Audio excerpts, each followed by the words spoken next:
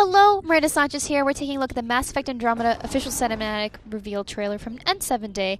Let's jump right into it. One of the biggest things we learned about Mass Effect Andromeda from N7 Day was the plot of the game, and that's pretty big.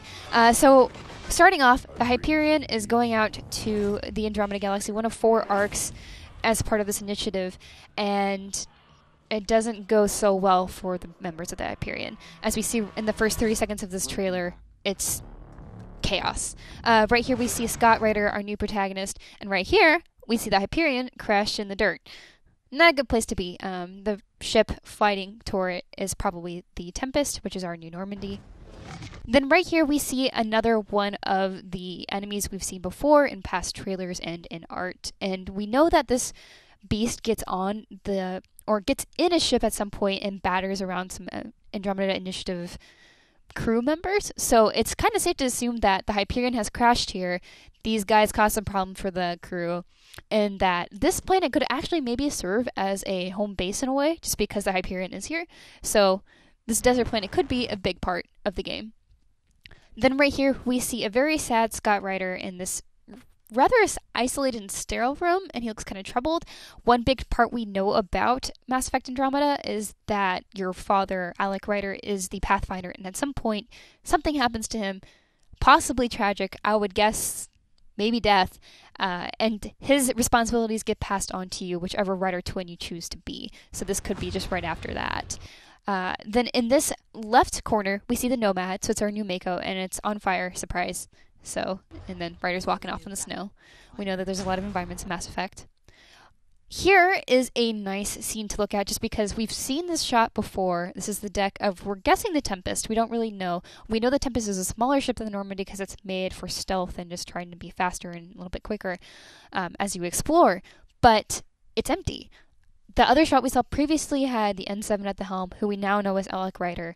And with him gone, maybe that's where we're at this shot. And in the other shot, previously, there was also Solarians, and there's just more life on the ship, and this one kind of seems a little dark. Now, we get to look at the Ket. So these are our first intelligent species that we meet, or that we know of, at least for now, from the Andromeda Galaxy. And a lot of the times you see them in this trailer, they're very hostile. We'll see their backs, and just kind of make note of this armor, because it's different. On the bottom right, we see one Ket, and then at the center, we see another Ket floating toward this pillar. This room looks really serene and almost just nice. So I'm guessing this may be some religious site or just something special for the Ket that is important to them. And my guess is that maybe something happens with the humans who are, of course, exploring things, and it maybe angers the Ket. It makes sense if you're in a new place. Here we get a look at our squad, which is really important because, of course, Mass Effect is super big on squads, and these are the first ones we know about so far. So on the far right, we have Sarah Ryder. So regardless of which twin you choose to play as, both Ryders are important throughout the game. So you will have your twin with you. And then in the center, we see PB, who is the Asari we've seen in previous trailers. She joins your squad as well. On the left, we have Scott Ryder, and next to him is another human companion that we have. His name is Liam, and that was revealed in the Game Informer cover story. He's also in multiple shots in this trailer. We know he's part of the Pathfinder's team, and that at one point he was a security officer, so he kind of serves as that force on the team. Oh, let me just get some good look at that technology, and more of the technology. At this point, the voiceover says, "I have a bad feeling," and it's obviously none of the people in this room, but that kind of alludes to maybe what they're doing right now is not a good thing. Obviously looking at some hologram of something important, and whatever happens, it's not good. Especially as we see in this next shot. On the left, we have Scott Ryder. On the right, we don't know who this is. It was confirmed by Michael Gamble, the Mass Effect Andromeda producer, on Twitter that this was not Sarah Ryder, and also just doesn't look like her face or her armor anyway. But my guess is that it's the Andromeda Initiative's founder, Jen Garson. She introduced herself in the Andromeda Initiative trailer and kind of just explains that. But it would make sense that we get to meet up with her at some point during this adventure. The next shot, of course, flashes back to some fire, and it kind of maybe looks like a landing site. Maybe this is where the Hyperion crash landed and the Ket are investigating it. Not really sure. But going back to them, we see a lot of bad things happening. In this shot especially, there's something bad happened in that tower, and I have a feeling that it has to do with those control rooms that we've been seeing the humans in. And then we have a cat on the left looking up toward the sky, and it's just a bad time. And then here we finally get a look at our N7, so assuming that this is Alec Ryder, which is a little weird because he looks a little young. Of course, he's wearing a helmet, so we can't really tell if he's young, but as a father of 2 twins, unless this is a different N7, looks a little young for that. But anyways, this is a cool shot of where we get to see some technology that they're using for this. I just want to stop on this shot because we see this planet a lot, but it's not really explained what it is or why it's important. It does not look like the Earth, and of course, even if it was, that's not the only important planet in the Milky Way. But we do see it a lot, so of course take note of it. Maybe this is the planet we crash land on. This next scene is important too because we see the N7, who we can assume is Alec, and in the back is Scott Ryder. And they're messing with something they probably shouldn't be based on the music and the tone the trailer's been taking until right now. Maybe this is what leads to him not getting out okay.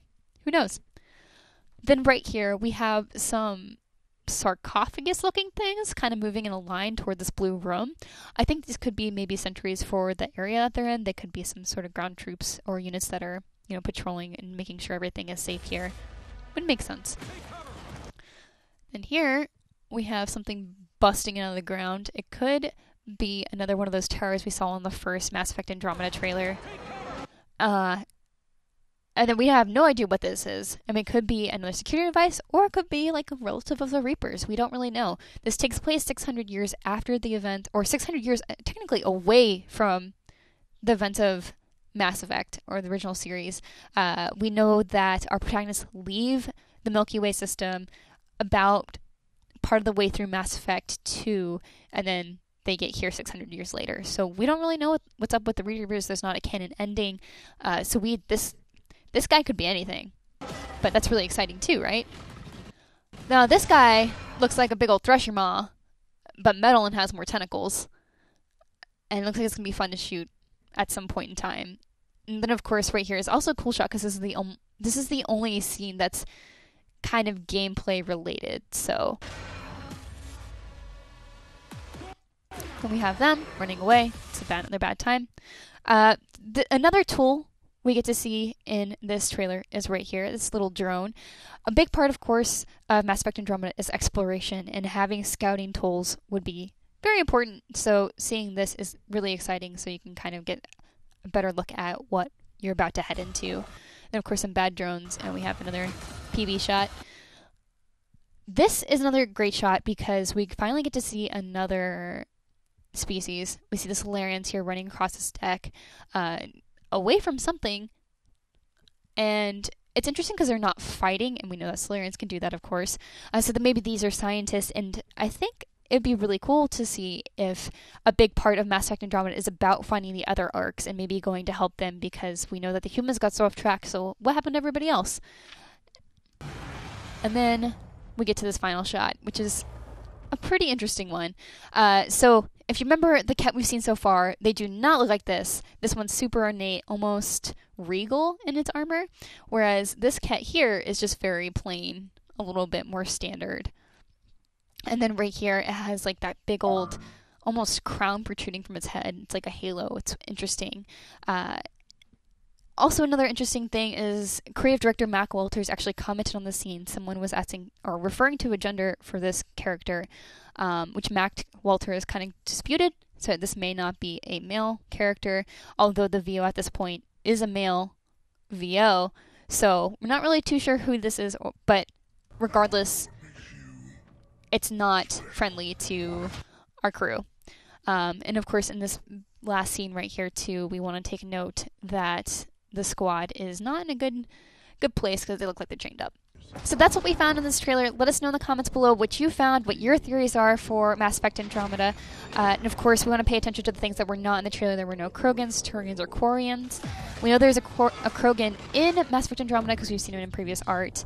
It's been confirmed that Turians are in the game, but as far as Quarians, we have no idea. But when we find out, you're already in the right place. IGN.